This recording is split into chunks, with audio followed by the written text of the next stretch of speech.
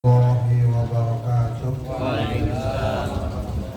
Alhamdulillah, wassalatu wassalamu ala rasulillah Muhammadul Mukarramin, para ahli, para guru, para pedas, dan masyarakat. Wabil khusus guru kita bersama Bapak Ustaz Haris yang pada kesempatan malam hari ini berkenan mengizinkan saya untuk bersilaturahmi ke Villa Mahkota tadi ya. Rumahnya katanya mewah Pak, mepet sawah. Saya kalau ke Malaysia biasanya dibuka di sana ada. Alhamdulillah bisa bertatap muka, bermuajahah, yang tentunya ini sebuah nikmat anugerah dari Allah yang luar biasa. Saya ngomong gak pakai kitab Pak, malah pakai buku, udah ngaco aja ngawang aja. Yang penting nyampe, yang penting silaturahminya jalan, betul. Tanya kan, ditolongin yang kuning-kuning gitu saya juga merinding ya. Kitabnya apa namanya Pak? Mukhtarul Ahadits. Oh, Mukhtarul Ahadits Nabawi ya. Yang jelas malam ini nuansa kita adalah nuansa yang penuh dengan keceriaan, penuh dengan kebahagiaan, karena di antara kesibukan keseharian kita di rumah, di kerjaan, di mana saja masih bisa menyempatkan diri, masih bisa ngaji. Kalau main catur aja masih bisa, masa ngaji enggak kan gitu. Kalau ngeblokir aja masih bisa, maka blokir kita pengen begitu Pak. Iya. Kalau stuck aja masih bisa, masa dengerin ustadz, kiai, ulama, guru ngaji kita nggak mau kan gitu. Yang jelas namanya catur Pak, dicaca dan diatur gitu ya. Alhamdulillah silaturahmi kita bisa berjalan, dan ini kesempatan saya bisa hadir di tengah-tengah kegiatan aktivitas malam hari taklim di kediaman guru saya, sahabat saya Ustaz Haris. Jamaah rahimakumullah, namanya ngaso Pak ya. Saya bilang sama beliau, kalau ngasonya Ustaz Haris udah berduit. Kalau ngasonya saya siapa yang bayar? Namanya ngaso, gitu lah. Ya bisa silaturahmi, bersyukur banget saya. Walaupun suasananya karena nggak pernah jalan malam kemari, tadi sempat 1 jam. Kalau saya mau 20 menit ya, Ustaz Haris berapa tahun nggak? Saya tinggal di Jaya Pak. Di Jaya, perapatan itu ke kiri, Pepaya 1, Pepaya 2, Pepaya 3. Orang bilang dulu, Keramat Tunggal apa? ya dulu kalau Bapak dengar nama Keramat Tunggal, Apa? pernah dengar? Man, Dengar Keramat Tunggal? enggak denger man. Malam ini Reuni man. Belum lahir. Emang belum lahir. Kalau dengar Keramat Tunggal, nanti habis nyanyi Bapak boleh tanya yang namanya Keramat Tunggal itu seperti apa aslinya, sama saya. Boleh nanya nanti. Malam ini saya memberikan satu cerita aja Pak. Mau hidup ini sebetulnya cuma 2 poin Allah kasih buat kita. Apa? 1 kita nerima, 2 kita merasakan. Menerima, merasakan. Karena ada orang yang nerima dari Allah, tapi nggak pernah merasa. Ini yang repot. Kita terima segala-galanya dari Allah. Hidup kita dari awal kan berproses, betul ya? Bapak pernah nggak nyangka mau hidup di villa ini, di tempat ini, di jalan ini? Kan nggak pernah. Pengennya dulu di Pondok Indah. Nah.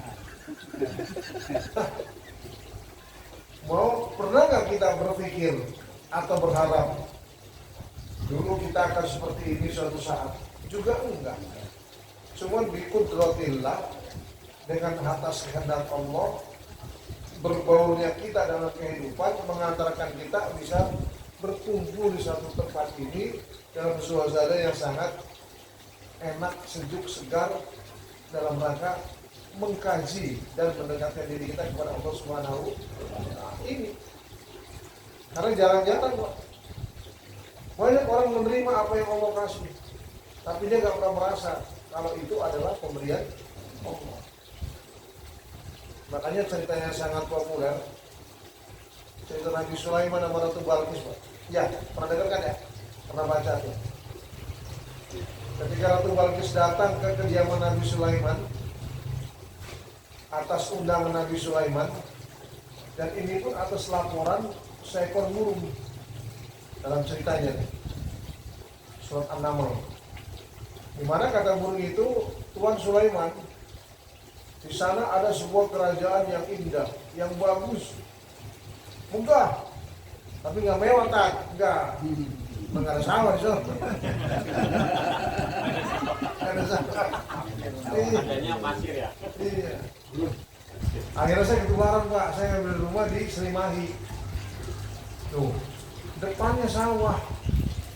Tuh, jadi cuma rumah saya, BTN saya, jalan raya, sawah. Akhirnya saya ledekin, saya juga punya nih rumah desa, depan sawah. Tuh Bang Yose yang ngasih rumah saya, Bang Yose ngasih rumah saya, ya buat anak saya. Akhirnya setelah bertemu antara Ratu Balkis dan Nabi Sulaiman, apa kata Ratu Balkis? Tuan Sulaiman, hebat banget kerajaan antum, hebat begini, moga begini. Dari mana ini? Yang Nabi Sulaiman, ini dari Allah Subhanahu Wa Taala. Yang kalau bahasa kitanya hadza min fadli Rabbi. Ini keutamaan datang dari Allah. Dia yang benar gini, Pak. Kita terima, kita ngerasa. Kita terima, kita merasakan kalau itu adalah dari Allah. Ini tajam di mana ini? Artinya pembenahan mentalitas kita, pembenahan iman kita, pembenahan rohani kita perlu dipertajam. Maka hasilnya nanti kita akan menjadi orang yang secara psikis, secara kebatinan menjadi orang yang mengerti akan Allah Subhanahu wa Ta'ala. Tuh. Apalagi kalau kita udah punya sifat tawadu, Pak. Tahu tawadu, Pak? Kamu harus tahu tawadu, Pak. Sudah lu tawadu banget, Pak. Tahu warna duit. Bisa Iya, Pak. tahu warna duit. Setari 3 uang saya Pak sama beliau, Pak. Kalau mesinnya gedean dikit, pindah hatinya. Dari cerita itu, Pak. Ada khotib Pak di masjid, gope. Ada yang nawarin 800 tanda. Hijrah.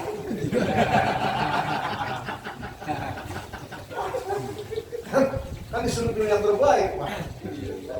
Pas tabikul khairat, berlomba-lomba dalam kebaikan.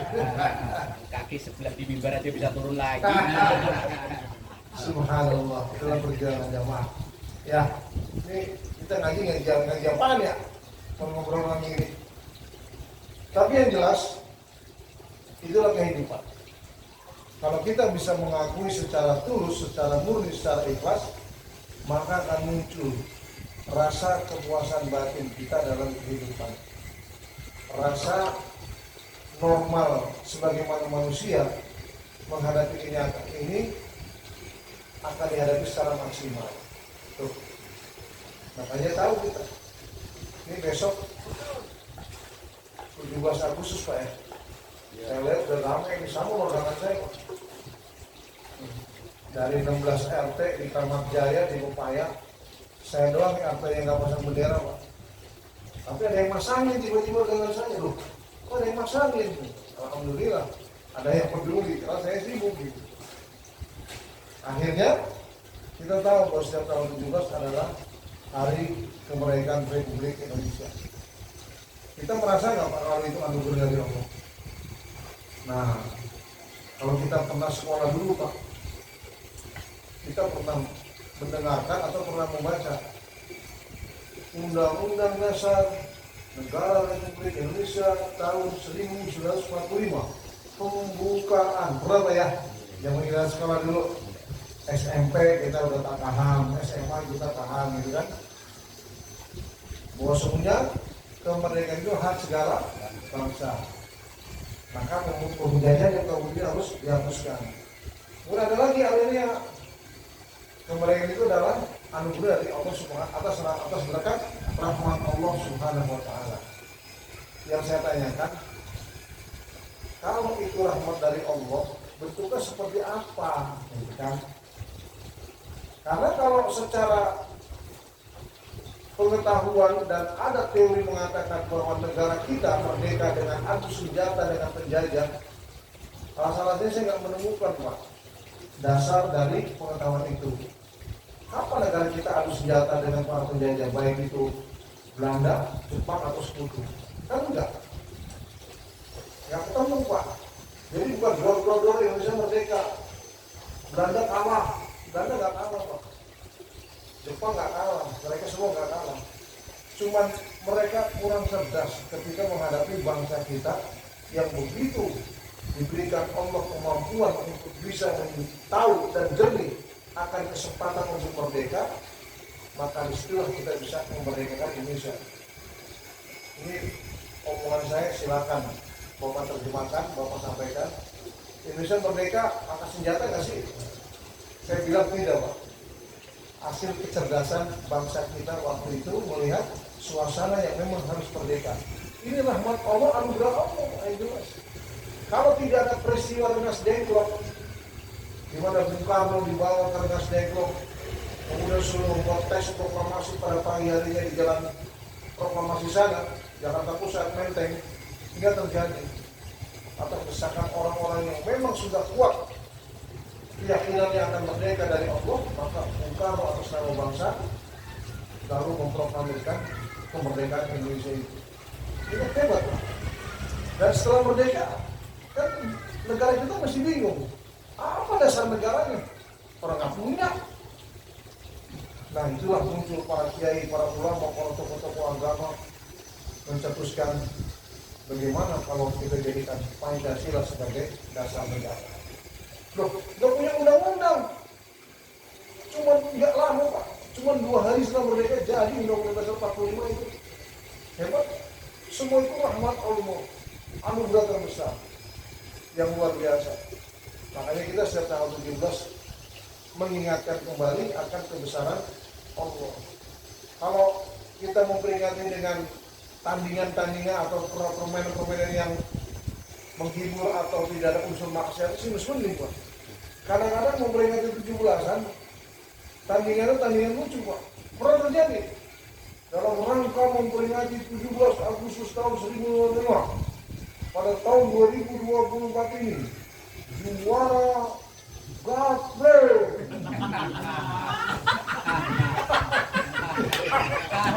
Jadi kan Ini nih ada nih. Ini juara gaple. Kalau juara Pak. Ini ketuanya nih. Ini ketuanya. Kedua tuh ya. Agak, itu pahlawan dikasih balak 6 Pak. Ini balak kosong. Kata pahlawan ya Allah, bocah, tumin yang merdeka na Indonesia, kok nengnya balak 6. Pasukan Republik apa? Allah Akbar. Ada Pak begitu Pak. Nah, paling tidak biasanya kalau di kampung saya itu ya acara-acaranya malam tahlil bersama, doa dan sebagainya. Itu. Nah, rasa menerima yang dari Allah inilah Pak yang perlu kita perdalam. Nah, perjalanan bangsa kita kalau sampai sekarang seperti ini, siapa yang salah? Yang mungkin barangkali di sana ada jawabnya.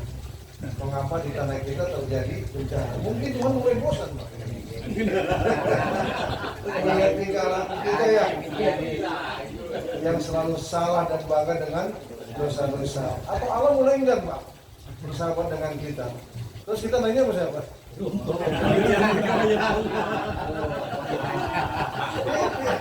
Allah, itu lagu saya SD Pak, tahun 82. Iya, 82 saya SD kelas 5 Pak. Ini Bapak udah lebih dulu Pak ya? Hah? Tahun 82. Kenapa? SD kelas berapa Pak? 82. SD ya? Ya 8485 lulus Alia udah. Masya Allah. 84, 85. Iya lulus Alia udah. Saya baru kelas 1 Pak. 84, 85, saya 85 saya kelas 1 Aliyah. Kebetulan 85, 88 saya sekolah di Portugal Pak. Purwokerto lewat Tegal. Ya, sebelum kota Selawi itulah saya sekolah antara Banjaran dan Selawi. Kemudian Brebes. Berbes ini ya. Di barang. Oh, di tempat biasanya Larangan sembarangan. Yung kumin berbalik nggak ano.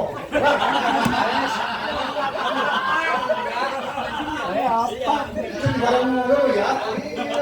Tangga untuknya.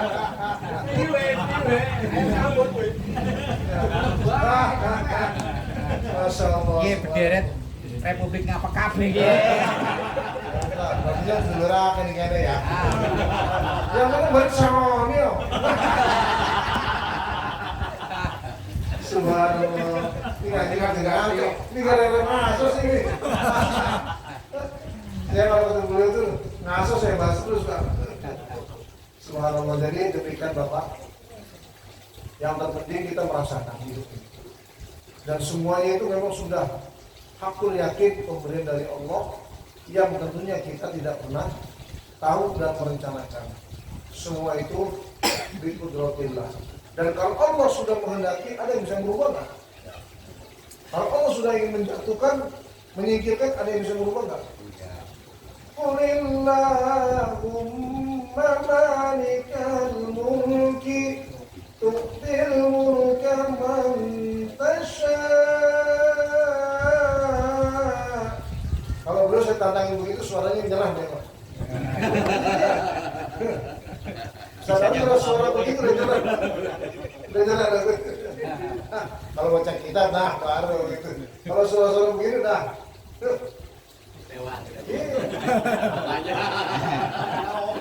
Bisanya ho-aho. Jadi Allah menghendaki udah nggak bisa gitu. Wa tu'izzu man tasha' wa tudhillu man tasha'. Kalau Allah mau angkat, menentukan gampang. Kalau Allah mau menghinakan juga mudah.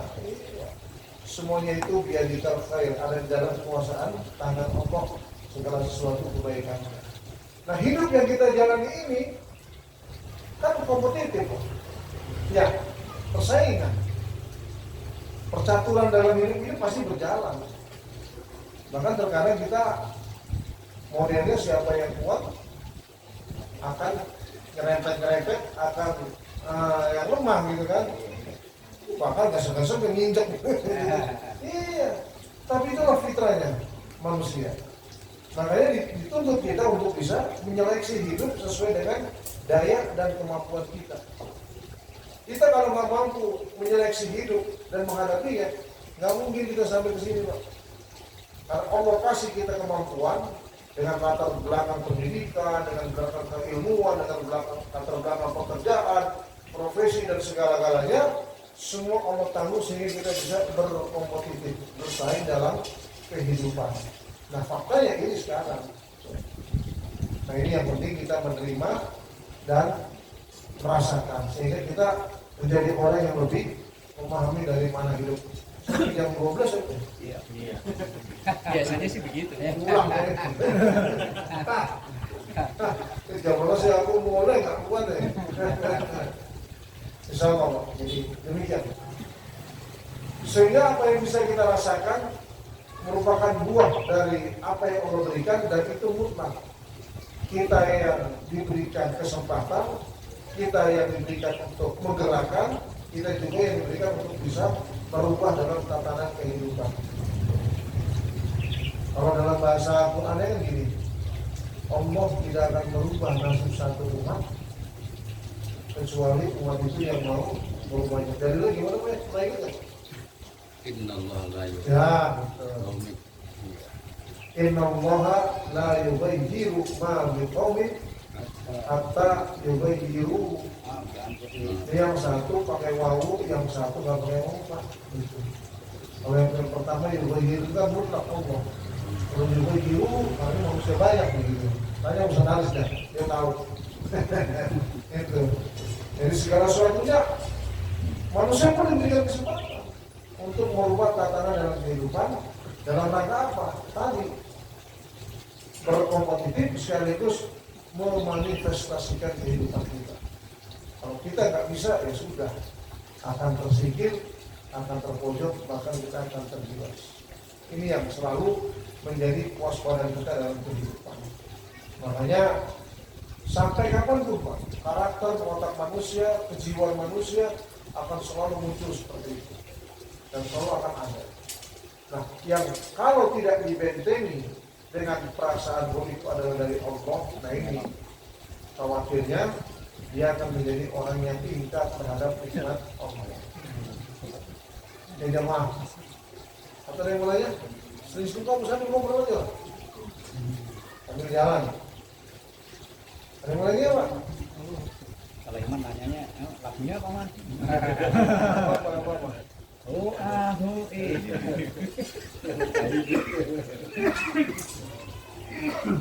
Yang hidup itu kan seni juga Pak ya. Hidup juga seni. Seni memanfaatkan kehidupan. Makanya lakonnya manusia kan beda-beda. Kalau kamu tanya Pak Mantap, lakonnya apa Pak gitu kan? Pasti jauh sama dia. Nah, jamaah, karena kita diberikan kesempatan untuk bisa merasakan dan menerima itulah, maka pada ujung-ujungnya selalu kita diingatkan dengan kata-kata mensyukuri nikmat Allah. Ini yang sulit. Sulit apa ya Pak kira-kira? Sulit mengaplikasikan, sulit melaksanakan, sulit menerjemahkan. Kalau mengartikan dalam secara kata-kata Pak, bersyukur ya, terima kasih kelar kan. Tapi praktikalnya, buktinya, ritualnya ini yang sulit bisa kita kerjakan.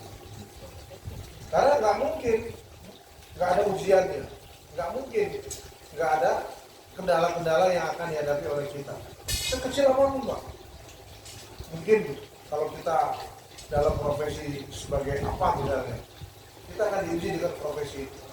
Kalau kita diberikan sesuatu yang lebih punya, mungkin kita akan diuji dengan seperti itu yang kita punya. Apakah kita bersyukuri?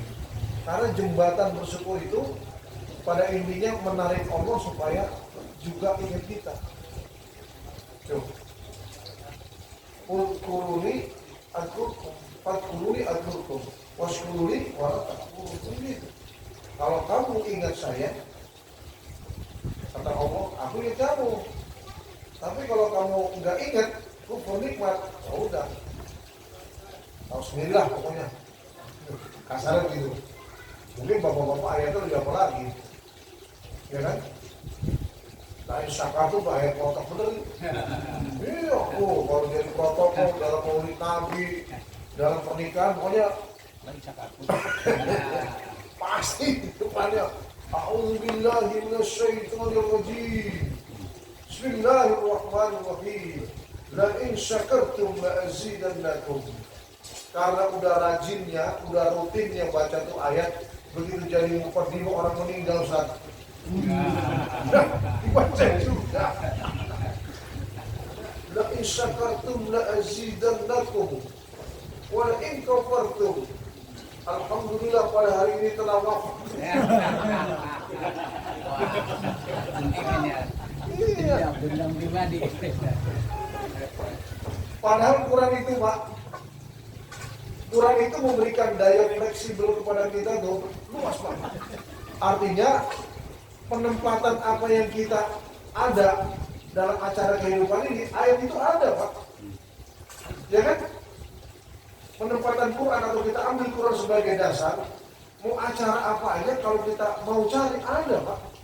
Jadi nggak itu mulu gitu. 17-an sambutan Pak RW gitu. Lain syakatum.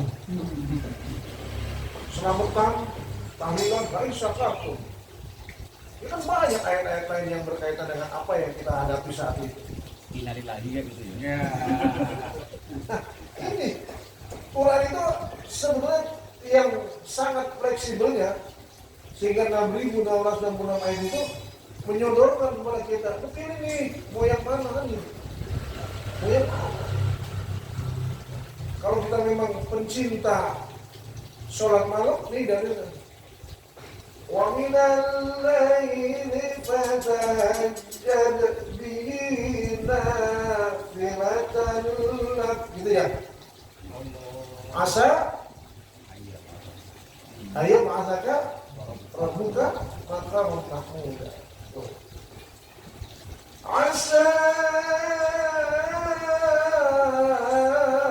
ayyab'athaka rabbuka maqaman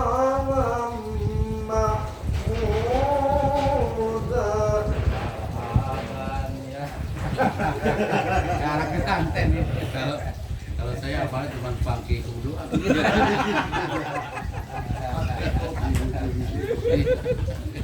Nanti Bapak kalau 17-an nyambut ayatnya ini Pak.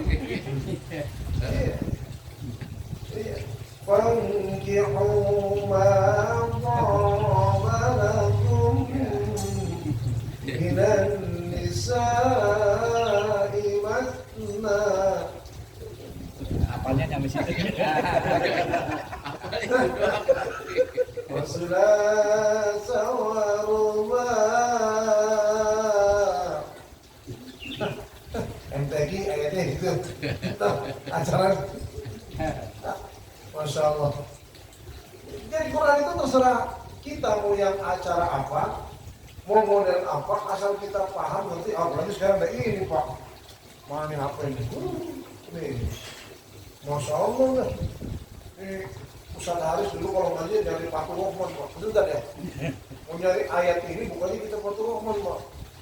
Wah ini ayatnya, ayat sekian, surat sekian. Sekarang cuma klik doang ketemu. Ayat ini nih. Oh, Pak. Wah, itu jangan mondok kan ya? Ya. Belajar HP aja ya. Iya. Anak 3 tahun bisa download sekarang. Iya kan? Anak 3 tahun bisa download. Makanya kata Nabi bener Pak. Adibu auladakum fa innahu yakhluquna bighairi zamanikum. Didiklah anak-anakmu karena mereka itu akan tercipta dengan zaman yang tidak sama dengan zamanmu. Pak, saya udah ngajar 27 tahun Pak, saya 5 tahun lagi pensiun. Kalau masalah operasional komputer Pak, saya baru bisa 2007 Pak. Nah, anak sekarang, anak SMA, itu saya tugas di SMA Pak. Itu anak baru Pak, Masya Allah. Main komputer, karena saya nanya Pak. Nanya saya, Pak emang gak bisa? Malu bertanya sesat di warung saya bilang. Oh gitu ya Pak, saya kan belum bisa nanya. Sampai sekarang karena saya guru agama, pas ahla zikri, nggak kali supaya kelihatan bodoh. Pas ahla zikri yang kuntum la ta'lamun, bertanyalah pada ahlinya. Kamu kan bisa, saya nanya dong. Itu, kalau kamu tahu. Kalau saya kan manusia terbidan tahun 70 saya bilang.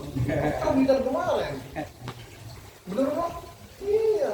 Kita mau ngomong apa sekarang? Bapak yang profesinya di tukang bangunan, dulu kalau gergaji pakai tenaga ya Pak ya. Sekarang pakai apa? Listrik semuanya. Pasang keramik, pasang granit, ngukur milik apa enggaknya ini, udah teknologi semua. Ini membuktikan bahwa hidup itu atau berubah.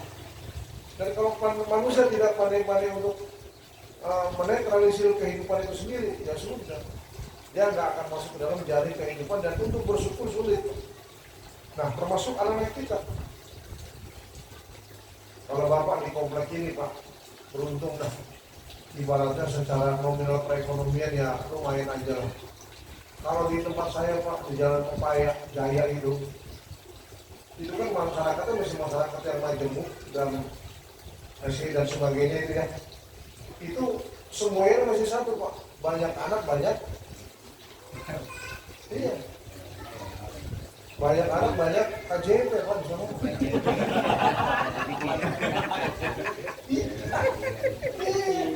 Banyak anak banyak KJP Pak, semboyan yang dulu banyak anak banyak rezeki udah dirubah KJP Pak. Jadi kalau anaknya SMA, SMP, SD itu KJP-nya 3. Iya. Asal syaratnya rumahnya jangan punya motor yang gede-gede lah, PCX gitu. Iya.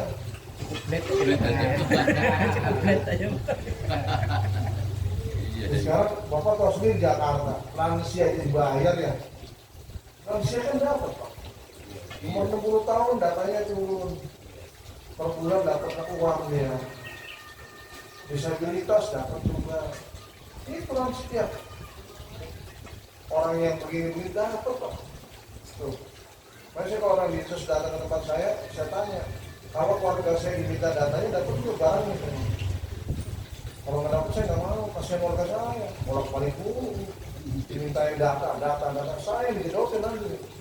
Saya bilang, banyak anak banyak rezeki. Dulu, sekarang banyak anak banyak KJP. Sono Ustaz Haris yang semua. Anak-anak jangan satu kan. Satu. Nah supaya nggak satu kuncinya tadi pantihu Iya. ayatnya. Iya benar juga sih. Ya Pak ya. Nanya ke Pak Mansur. Dapat 2-3. Pak Baik, Mansur jamaah. ngamalin aja. Jamaah rahimahullah. Nah, mensyukuri nikmat Allah itu banyak hal sesuai dengan porsi dan kondisi kita. Bagaimana caranya? Ya tergantung kemampuan dan batas yang Allah berikan. Yang jelas, kalau orang memberikan itu nggak pernah akan bangkrut, nggak akan pernah rugi. Bahkan kata Allah, la azidannakum. Pasti Allah akan tambah, pasti Allah akan ganti dengan yang terbaik. Mungkin sugesti kita positif saja. Kita nggak bisa menerima, mungkin anak kita. Kita sering ke orang baik, kita nggak terima tiba-tiba anak kita, oh gampang sekali nyari kerja, oh gampang sekali yang ditunjuk. Inilah dampaknya. Karena Allah sendiri akan memberikan balasan sesuai dengan apa yang kita lakuin. Gitu. Makanya yakin saja lah. Kalau kita bisa menempatkan posisi hidup ini dengan yang sebenar-benarnya, sesuai dengan koridor dan batasan yang diberikan Allah dalam Al-Quran dan Sunnah Rasulnya, hidup ini nyaman, hidup ini enak. Gaya ambisi pribadi dan sebagainya pasti akan berkurang. Karena rasa kebersamaan ini yang sangat luar biasa. Seperti malam ini, Pak. Ini menciptakan sekelompok manusia yang seperti ini. Kan nggak mudah, di tempatnya belum tentu. Sebenarnya kalau ngaji, ngaji itu alat, Pak, abot ya, Ustaz ya. Kalau gaplek, Iya, kalau nggak dari itu, tapi yang namanya ngaji ya itu lah. Ya kan ngaji Pak, singangan komsisi. Ya memang harus betul. Iya. Makanya kalau metode dan sebagainya itu kadang menjadi kendala. Itu. Jamaah rahimahullah, mengingat hidup yang kita rasakan ini ya dari waktu ke waktu kan bukan nambah, berkurang ya jatahnya ya. Maka apa yang bisa kita lakukan adalah yang bisa mengantarkan kita menjadi orang yang komit terhadap komit terhadap apa yang kita janjikan ketika hidup dengan Allah Subhanahu wa taala. Nah, kita sholat itu sering ngobrol sama Allah. Inna sholati wa nusuki wa mahyaya wa mamati lillahi alamin. Ngobrol kita Allahu Akbar langsung. Sesungguhnya sholatku, ibadahku, hidupku dan matiku untukmu ya Allah. La syarik, tidak ada syarikat, tidak ada sekutu bagimu. Tapi itu bisa kita pelajari setampak demi setampak, selangkah demi selangkah. Rasanya enak gitu, ketika melangsungkan takdir kita secara langsung di hadapan Allah, terasa sernya gitu, terasa nikmat, terasa enak. Oh inilah kita sedang menghadap Allah Subhanahu wa taala. Nanti kalau dalam kitab itu ada bab manusia iman saja. Ada awal-awal tuh Pak. Dalam kitab ini ada bab tentang 3 hal rasa manusia iman. Ayatun Allah ahabbu min siwahu wa kalau begitu kalau salah tuh. Engkau jadikan Allah segala-galanya melebihi apa yang ada. Terjemah bebasnya begitu. Dalam kitab itu ada. Kau jadikan Allah lebih dari segala-gala apa yang kau rasakan dalam hidup ini. Nah itu berarti dia sedang halawatul iman, merasakan manisnya iman. Nah, oleh karena itu jamaah, sekedar silaturahmi saya, ya sekaligus saya pengen ngopi juga di sini Pak itu. Makanya bisa hadir dan saya berbangga bisa bermuajahah, bertatap muka dengan jamaah semua, dengan bapak-bapak semua atas wasilah sahabat saya, ibu kita semua, Pak Ustaz Haris. Mudah-mudahan sekelumit apa yang ada dalam candaan saya, penyampaian saya, inilah bentuk jembatan kita untuk bersilaturahmi. Kita sih kagak Pak, ya cuma sedang ngobrol gini aja lah. Kalau masalah kerjanya saya dengan beliau nggak beda jauh gitu aja. Gitu. Cuman kalau beliau murni pure pejuang Allah, gitu kan, ngaso dapat duit. Kalau saya ngaso masih bayar negara gitu. ya masih ada rezeki sedikit lah untuk bisa hidup dalam menapak kehidupan yang lebih bisa kita rasakan. Nah, karena itu jangan mohon maaf ya Pak, kalau ada sesuatu yang kurang berkenan, ya inilah saya. Nama saya sudah disebar Ustaz ya, di gambar tuh. Waduh, nama saya seperti itu Pak, nggak member saya. Di Mawar itu nggak member, cuman dulu Pak D saya memberikan nama, udah itu Mawardinya katanya ketua NU Kabupaten Tegal, teman saya. Ya udah, ibu saya manut aja, namanya dikasih nama sama kakaknya, gitu loh. Namanya nama itu baik, cuman depannya itu, ya. Apa hanya itu aja udah. Demikian jawab, rahimahullah. Pertemuan saya kira cukup sampai di sini. Tepat jam 9 kurang 13 menit. Barangkali masih ada yang mau ngobrol lain, monggo silakan. Hal-hal yang boleh ditanyakan pun silakan, sehingga suasana kita masih bisa hidup dan nyaman untuk beberapa menit ke depan. Senaris doang nggak maksudnya? Ayo, Pak. Ya, Pak. Lumayan 40 menit. Bismillahirrahmanirrahim. Ya Rabbana tarafna bi annana